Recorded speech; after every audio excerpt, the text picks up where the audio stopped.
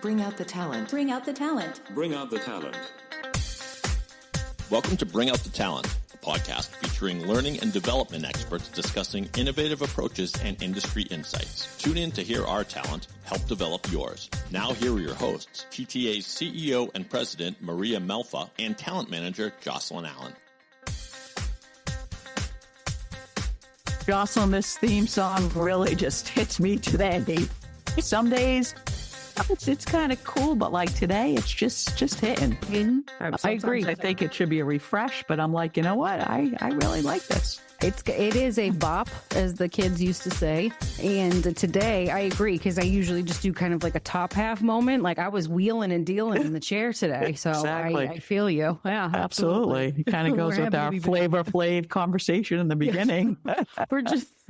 We're bringing everything together. We're bringing everything back. Yep. Okay. Well, bear with us, audience, today. Little slap happy. And we actually had a nice little bridal. Not bridal. No, they're already married. It wasn't bridal. Oh, my God. Babies. Yes, two baby showers. A double baby shower. Double baby shower at mine. So it was very nice. It was.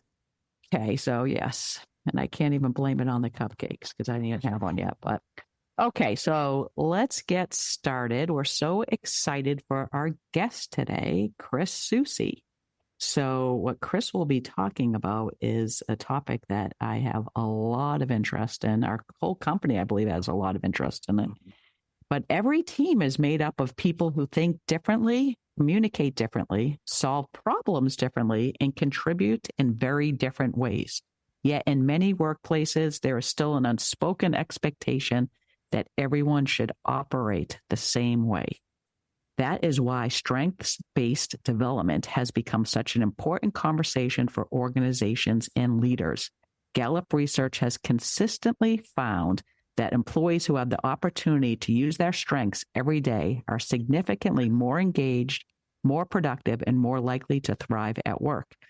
Understanding how people naturally work, collaborate, respond under pressure, and contribute to a team can completely change the way teams communicate, partner with each other, and work together.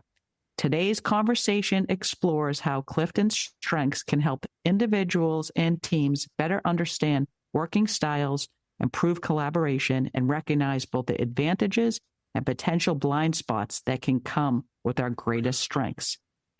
We're joined by Chris Soucy, as I mentioned, a certified CliftonStrengths trainer who recently facilitated an in-person workshop for us just a few months ago, which was absolutely phenomenal.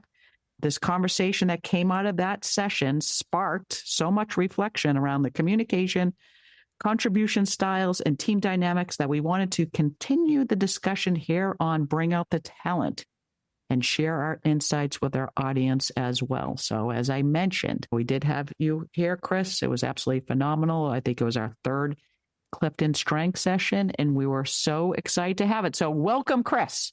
Thank you. It's wonderful to be here. So excited to have you. Yeah. So as we mentioned again, you were here, and what we did is the first few sessions we've had on CliftonStrengths, we did a lot of focus on individual strengths. Not that we didn't do it this time, Right. but we did focus on how we work together. Our individual strengths work together within teams. So we did a lot of like breakout sessions. It was pretty cool. And one thing that stood out in our workshop was the idea that strengths are just not personality traits that directly influence how people contribute to a team. It's like, how do the strengths shape the way people work, communicate, and solve problems differently? I know you've done a lot of work on this. You've worked a lot for the Harvard University, and and you're very knowledgeable in this subject. So tell us more. Yeah. So, when we think about strengths, we're thinking about how people have learned to be successful, how they have over the years begun to be able to figure out, well, this is how I get ahead in life. This is how I contribute best. And without knowing it, we have developed our talents, our areas of interest, our personality type to become effective in how we produce outcomes. And the Gallup definition of strengths is truly just, can we consistently produce positive outcomes based on sets of actions and behaviors. And StrengthsFinder and CliftonStrengths has allowed us to classify those and create a framework around those, which when we bring into the workplace allows us to have some clarity around the same language and the same framework and how we are able to talk to each other about performance in a way that doesn't ascribe it to just fate or choice. It's really, truly our programming. I love that you said that it's more based on kind of innate qualities, what has happened so far that kind of like it makes your test results or your assessments results identify these as your strengths. And leaning into those things, what has also always stuck with me is that they're called strengths for a reason, that none of these are necessarily weaknesses. It's just how it's weighted within the scale of you. And it resonates so resoundingly for me for that reason, because I think I've always said this on the podcast, that the moment that we can bridge the gap between like who you are at home and who you are at work, I think it works out better for everybody, because it's just the reality of mentality is that you can only be who you are. So check this at the door. I agree. There's a level of professionalism you bring every day, but like the not you version, it never made sense.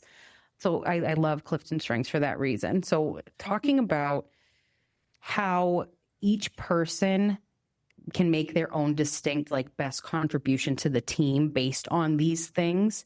Why is it so important for organizations to understand this model of contribution styles rather than expecting everybody to operate in the same way? And going back to how the assessment evaluates that. What is this telling you about your top 5 and your total 34 that organizations really need to understand better? We are creatures of habit. So human beings kind of follow along blithely, unobservant most of the time. And when we do step back or have an additional lens to look through, which is what CliftonStrengths provides, it allows us to categorize, well, how do I show up at my best? What is my authentic self view on how I contribute, when I should speak up, how I make decisions? So all of those factors are evaluated through the 244 questions that you answer as part of a CliftonStrengths assessment. And it sounds like that is a lot of questions to answer in a short period of time, but it's a very quick choice. They're almost autopilot decisions that we make, which is why strengths become our autopilot default mechanism. It's how we truly just are authentically operating in the world. And so when people are beginning to understand their own self and they're able to share that with organizations, it becomes seamless. That line between my work self and my home self, my public self or my private self begins to narrow and narrow as we become one version of ourselves. And we're able to adjust as needed based on the setting that we're in, because we have control and mastery over how we bring our best self to work. And so for organizations to recognize that there is a process and there is an outcome to be achieved, but each person will approach the process in their own style, their own preferred style. So a person with numerous executing strengths, which are the strengths focused on getting things done and personal ownership of accomplishing things, that person will take on most of the work by themselves. They'll really want to be the individual contributor that carries projects forward. Whereas someone with strategic thinking, they might not be the one to take the process and speed through it. They might want to further refine the process or develop the process, or think about how do we operationalize this so that other people can best do it. So everyone's approaching the same work, but in different ways. And that is our authentic best self that we're bringing into the table. So, Chris, a major theme from the workshop was learning how to leverage our strengths intentionally and trying to understand what separates someone who simply knows their strengths versus somebody who is using them effectively in the workplace. Can you talk a little bit more about that? Of course. I think that self-awareness is the root of leadership. being able to kind of know thyself and figure out, well, how do I operate? What are my tendencies? What do I tend to trip over? When am I most successful? And that knowledge is somewhat generic, right? We begin to kind of say, well, at all workplaces I bring this, or all settings I bring this. And someone who's truly leveraging their strengths within an organization has figured out, how do my strengths work with the organization? And not only with the organization culture, but the people in the organization and the clients that we have attracted. And it becomes more than just, I know my top 5, to a degree of appreciation for them. Is that here's the value I add. Here's when I can do the best for our team's function. And then finally, the idea of application. How do I put this to work? And so beyond just knowing your own strengths, it becomes, how do I integrate them into the whole? And I think that is truly the act of leveraging those strengths. Is that strengths are reflected within our environment and within the situations we operate in. And by being able to be aware of that and how that might change how we're being interpreted as we use our strengths, or how the intensity of them, or the right place for them, the right sequencing of them, all of that is dependent on the team as well as the environment we're in. And just blindly saying, well, I'm good with people, to know that you have a lot of people relationship building strengths is one thing, but being able to say, here's how I'm good with people, and have other people be able to appreciate that and support that and use that knowledge and deploy it within an organization, within a suite of workplace responsibilities, allows us to truly bring our best self into the workplace. It was such an eye-opening exercise, as I mentioned in the beginning, that we did some breakout sessions per team. And it was so interesting just having everybody. I mean, there's a lot of questions that we answered and a lot of reflections and a lot of discussions. We chose different members of our team and different members outside our team to share and to reflect and just talk about, like, what did you not realize about your top strengths? Because we looked at what each strength means and the different areas which these strengths could reflect in the workplace and personally. I absolutely love that. And I think I mentioned to you that it's something that we've done several times in the workplace. I keep the spreadsheet of everybody's strengths on my desk. And I sometimes it's interesting. That person is a learner. And I think I've told you that there's 4 other learners that I have a learner, I think it's my 3rd in the top 5. And they're the 4 other learners, we tend to get into some deep strategy conversations.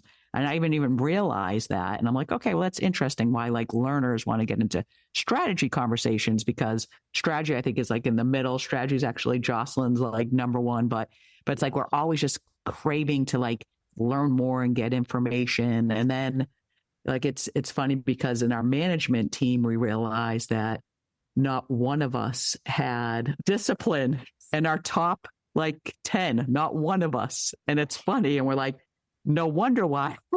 No wonder why we're misfits. Now, we should not be using that word at the CliftonStrengths, but it was kind of funny to realize that. So then we realized that we only have one person in our entire company that has discipline in the top 3, and that's we in our IT department. So we've laughed with we and said, no, we got to invite you to every single meeting. You got to keep us on track. Right. But with that said, a lot of us have responsibility, which will help not be disciplined or achiever. So it is so cool to really look at this.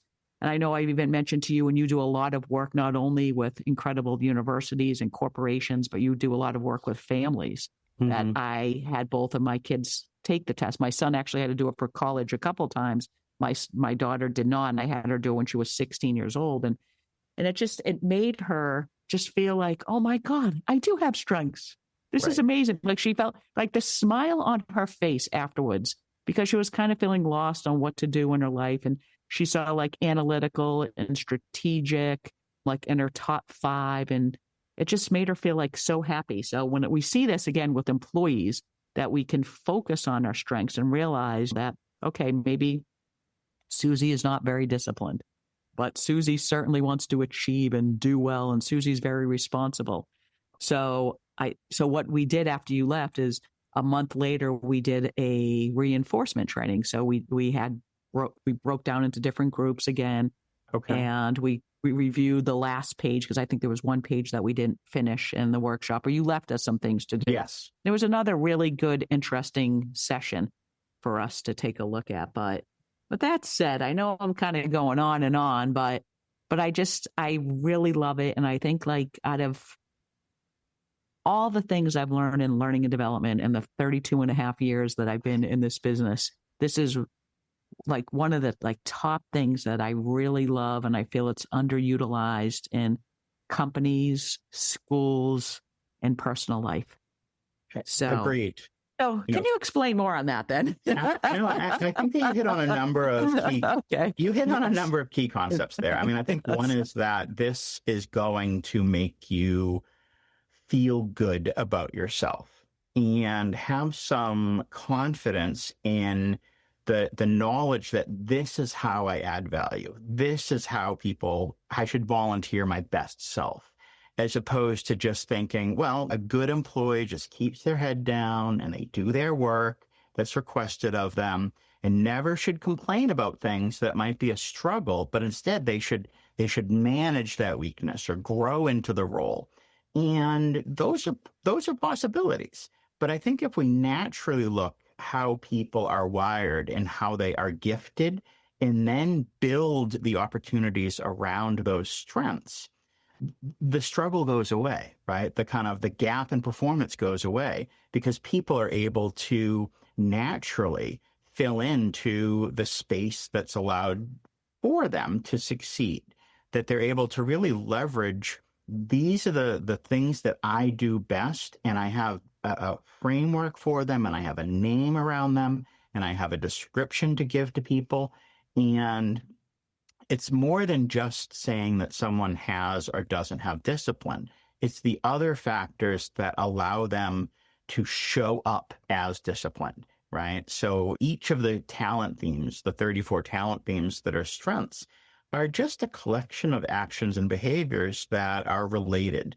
But yet there's so much overlap. And as you hit on, the link between responsibility and discipline is very close. And the difference between these different talents of being able to problem solve.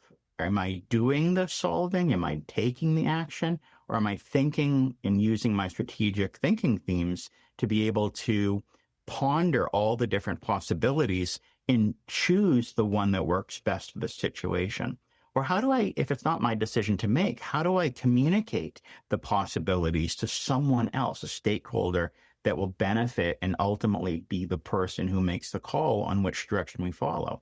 All of those are different aspects of strengths. And we need to be able to understand that I may not be the one who is going to put the solution to work or put the drive to be the disciplined person who carries it forward and hits all the check marks and the boxes. But I'm going to use my achiever strengths to make sure as a group we're moving forward. I loved another part of the session that I really loved was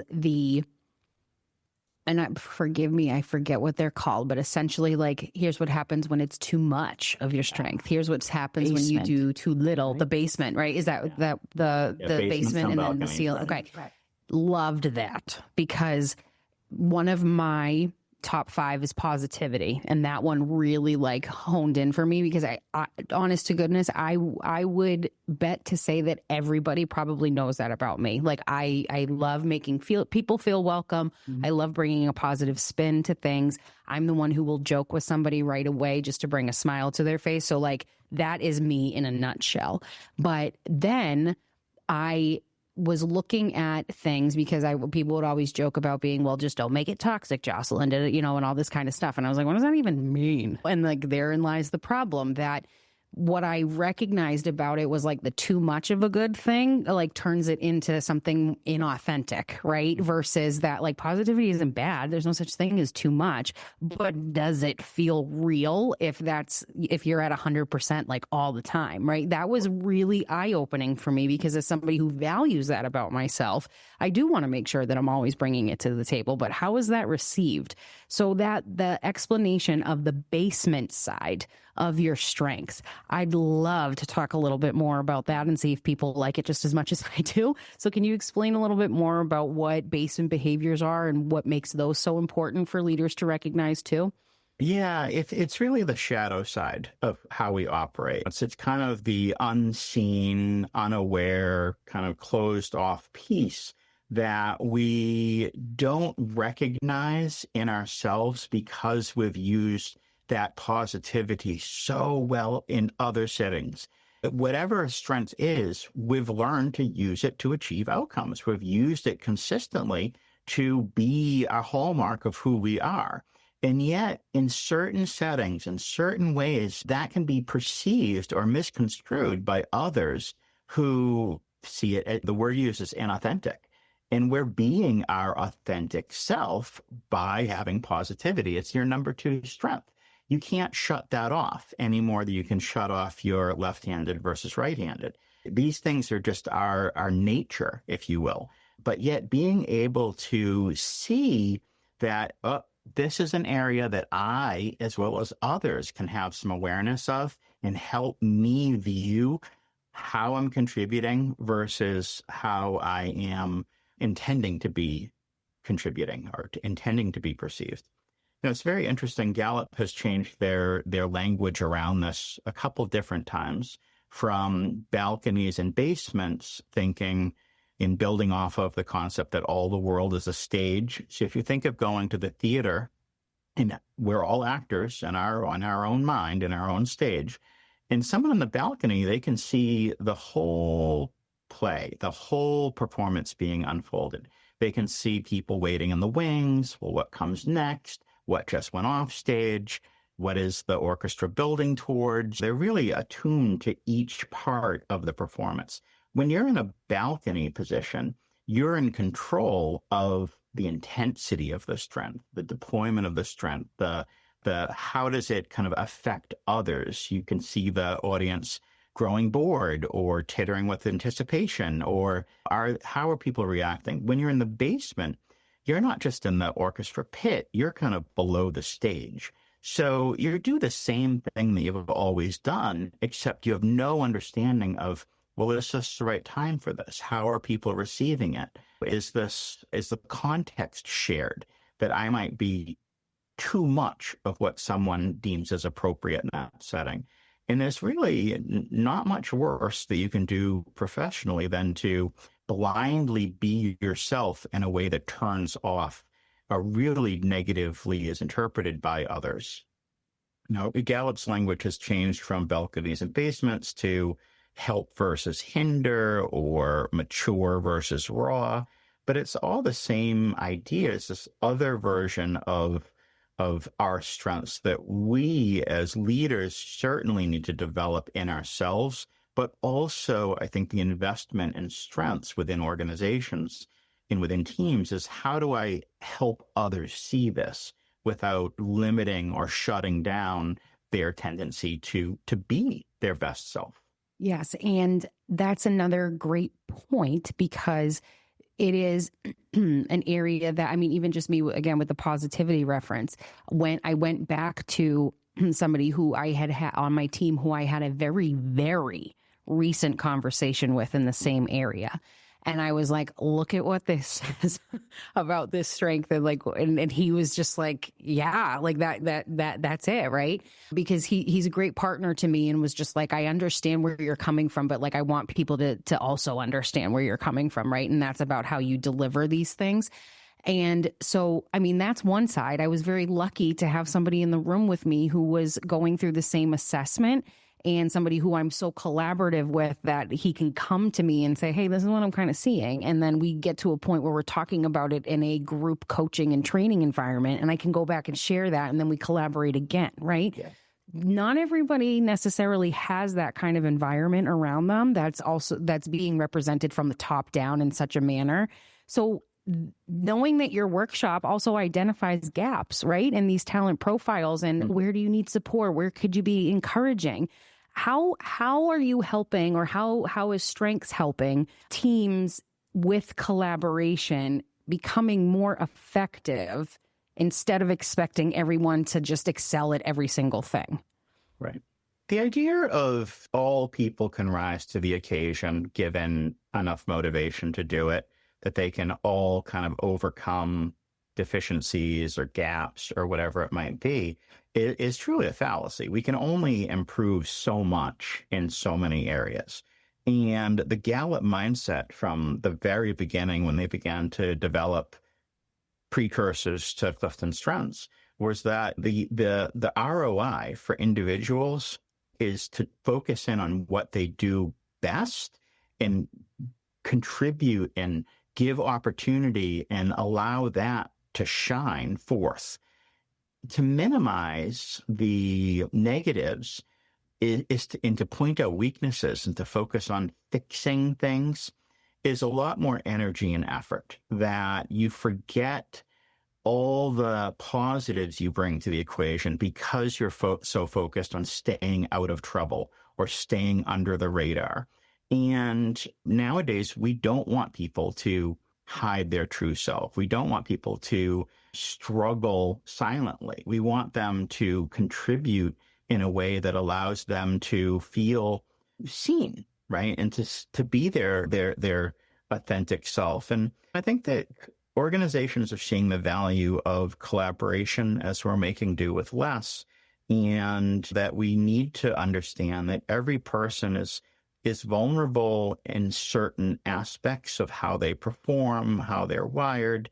And yet that isn't the be all and end all. Is that I'd rather have honest and open conversations about where I might stumble, where I might miss something that is important to the final outcome. And I would want my team to be able to help me with that, because some of them are much better than I ever could be in certain aspects of performance, of getting things done. I was thinking about, where do we see best in class or world class? And I think about the Olympics. And when you think about kind of the performance of Summer Olympics, which is coming up pretty soon for us, is that we think about the individual events versus the decathlon, which includes 10 separate events. And I was looking up some performance statistics, and there's a 10 to 20% difference between individual world record holders and the best someone has ever done in the decathlon. So an individual decathlon long jumper can jump 30 feet, right? They're the personal world best in the Olympics. In a decathlon, where you have to be good at many different things, the best that we've seen is about 24 feet. So that's a big enough difference. It's almost a 20% difference in performance. Now, would I want someone to be the best they can be, or would I want them to be well-rounded? And I think the truth is that I'd rather have people focus in on what they do best and be able to work around the gaps for the most part. I'm not going to make someone who is otherwise talented in many different areas pull away or veer away from what they do best and instead get into, well, here's what I think our team needs. Well, I can find someone else on the team that's able to do that well. I would even argue sometimes that, like, honing into your strengths in such a way, and again, understanding them, kind of the outcome is a little bit more well-roundedness. Yeah. Oh, right? Like, I mean, not even necessarily, like, your example, very clear, very relevant. Love that, between the Olympics, the decathlon, the single event. Makes so much sense. My idea is that the long jumper who only does that is probably still very capable of running a decathlon, even if they don't win, right? So it's the difference between the decathlon winner, who always wins because that's what they do. They're never going to really probably be able to get anywhere close to even place or like contend for a single long jump. But would a long jumper be decent at a decathlon? Like, probably. So I'm just thinking about that, where I would say, does that hone in change things? When we think about how teams work best together, it has to move beyond just the individual and what they can do, because each person is going to approach all aspects of the working environment in their own personal style, in their own way. And when we care too much about this one person and whether or not they're fitting in, whether they're doing it to the way that we all should be doing it, that forces them to step outside of their own place of confidence, their own sense of surety, their own sense of well-being, and try to be something they're not. Whereas I don't need individuals to be well-rounded, because the team itself will be well-rounded. So for a company that's listening to this podcast right now, what would you tell them? Well, I think it comes down to individual versus group. Are we looking to isolate and put a focus towards fixing an individual's weakness or an area that they are less than? Or do we want to focus on the team output, the team process, the kind of the culture that we've created, the kind of the workplace investment and engagement levels we have? Because if you focus on engagement and culture, performance will come along, right? You can't separate those two out together. I mean, you can have performance with people feeling disengaged. You can have people that do the job because they're motivated for different reasons, whether it be a financial focus or the fear of losing one's benefit and job and meaning in life. Whereas someone who feels safe within an environment and has a sense of psychological safety, they've developed a belief in that the organization cares about them. The organization is investing in them. And so they will just often go above and beyond to levels that they naturally will be better at, versus feeling, well, I'm only going to work to my limits. I'm only going to work to what is part of my job description. And organizations don't function well when we allow individuals to run rampant over the needs of the group. And it's not just organizations, it's any institution, any family, right? Any kind of grouping of people, that if we let people focus on the individual and their kind of needs, it's a disservice to what the group needs and how the group can benefit by working together on different on mutually shared goals and objectives. I love when you compare it to other things like outside of professional workspaces. I mean, I know we're here on a professional development podcast. Again, going back to the idea of like being a human, when you can connect it to real life things, and if things are applicable in more than one situation. I mean, when you said not just work teams, like any organization, families, right? How many people, raise your hand out there, started thinking, well, like, yeah, my husband, my wife, my kid, right? Like you immediately identify it to your everyday versus something else. And so I just love when, it's why I'm obsessed with this kind of stuff, because when you can connect those dots, it just makes it more real and more understood of why it's helpful and how much you don't really know about yourself and your capabilities. Like we learn every day. And I feel like especially later in life, you learn so much about what you can do.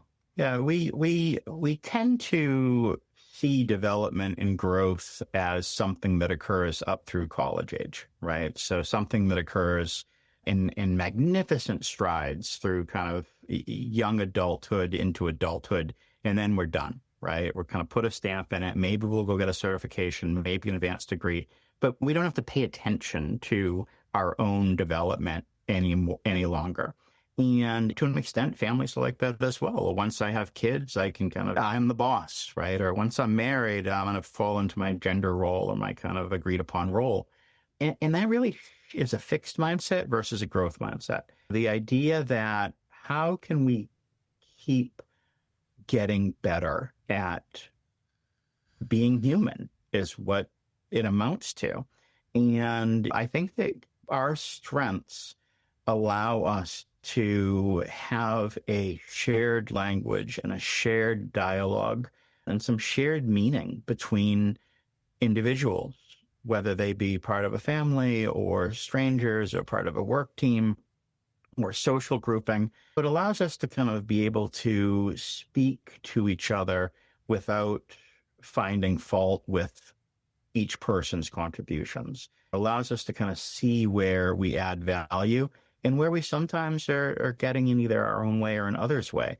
But having that conversation that allows us to not feel that we are the one and only answer, that we can look elsewhere for people to help do the heavy lifting when needed. I mean, it's how all societies have evolved, is to kind of eat from each their best and to each what they need. Drop the mic. Quite literally, yes. I'd say, I mean, you heard it here first. It's mindset. It's thinking beyond the individual, and it's getting started identifying where do your strengths lie and where can you lean in. I love this content, Chris, and it's such a great way to kind of seal the episode, is that this really does take change, and it takes a new way of thinking to understand what you're getting out of this assessment. Yeah. And it hits everyone where they live. So if you're a manager, you begin to view things, you begin to see your own strengths, but also begin to speak to and give better, higher quality feedback or coaching, because you're no longer just focused on the negative. You're able to really help engage with the person to use more of their better self, their strengths. You're able to kind of elevate them in a way that truly shows beyond the fact that they get a paycheck. They're there to contribute. And I think that is one of the ways that humans have really forgotten how to value each other. And we look at the best car or the best zip code or the best what have you. But we're only great when we're surrounded by other people and contributing to their greatness as well. And the strengths reinforces that for the individual, and it reinforces it for the team, and it reinforces it for the partnership over and over every day. And over again.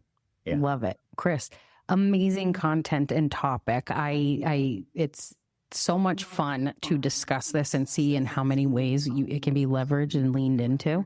We do have another part of the episode, though, that we're going to move on to now that also is a lot of fun and about asking many a question. So that is the TTA 10. It's the TTA 10 final questions for our guest. All right, Chris. So we have 10 questions from the TTA 10. They're more, let's call them like pop culture, rapid fire type of questions meant to bring a little bit more flavor into the episode. So you will have 90 seconds put on the clock. The goal is to answer as quickly as possible and to get through them all with... There's no right or wrong answers, but there's definitely good and bad ones, right? So we want you to think of the first thing that comes to your head and shout it out. And David, at the end, will have your time all figured out and celebrate you for your achievements, okay? David, yes. 90 seconds, please. 90 seconds on the TTA 10 clock begins now. What is your go-to food order when someone else is picking up the tab? Has to be steak. What show are you currently watching that you're slightly embarrassed to admit you love? Oh, that's a good one. I would say The Diplomat on Netflix. What's the last concert you went to? Glenn Hansard in New York. What's a movie that you can quote from start to finish? The Fifth Element. Oh, good one. Favorite decade for music? Now. Okay. Are you an early bird or a night owl? I'm a night owl. Attaboy. What's a skill you've always wanted to learn, but you haven't learned it yet? I'm getting better at gardening, but I keep selling things. Are you the make a plan kind of person, or we'll figure it out when we get there? I am absolutely, we'll figure it out. Adaptability is my number 5. Okay. What's the most spontaneous thing you've ever done other than just figuring it out when you get there? just being willing to go along with whatever happens. I mean, I every day is an adventure. Awesome. And last one, what's something on your bucket list that people would not expect to be on there? Oh, I would guess drive a really fast sports car on a safe track. Okay, good one, Chris. I love it. These were great answers. David, that was 10. Give us the verdict, please. Oh, geez, please. The TTA 10 clock says 1 minute 15 seconds, well below the threshold of 90 seconds. Chris, so Good answers, it too. over here. Chris is a winner, and as such, we shall salute him with a musical number. I think it speaks for itself. Hit it, guys. Well, he came from Suffolk with a social mind, figuring out what makes people shine. Harvard called and they handed him the keys. Teach our leaders how to lead with ease. New managers, foundations too. Building better teams like only Chris can do. Not about fixing what you think is wrong. It's finding what you've had all along. Hey, play to your strengths today. Chris South. I love this one.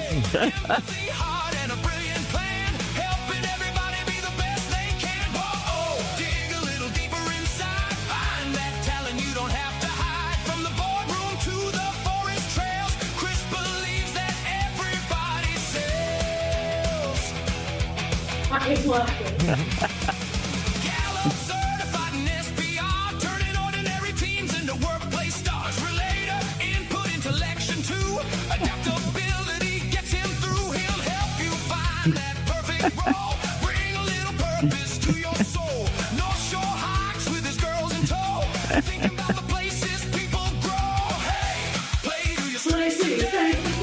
Forces leading the way. You don't have to be somebody else. The greatest gift is just being yourself. Whoa, raise your hands and sing.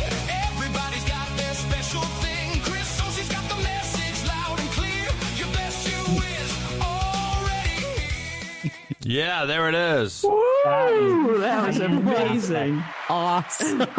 Well done. Chris, that's your new theme song when you walk into any place. You just I play love that it. first. I love it. It was such a great, well done number. That might have been one of my Very favorites. I good, was David. jamming. Yes, I over think here. so too. Love the beat. Very I love cool. the content. Well, thank you so much, Chris. This was absolutely fantastic. Love this information, as we mentioned, and love to have you back again in the future. Yeah, this is really the way forward. I mean, we need to figure out how to give our best self, even if the world doesn't want it. We are going to be ourselves and shine forward. I think that this is truly a wonderful way to invest in your people, but also to kind of help the organization benefit by people bringing their best self to work. For more information on CliftonStrengths and encouraging your team dynamics, visit us at thetrainingassociates.com. We'll see you later.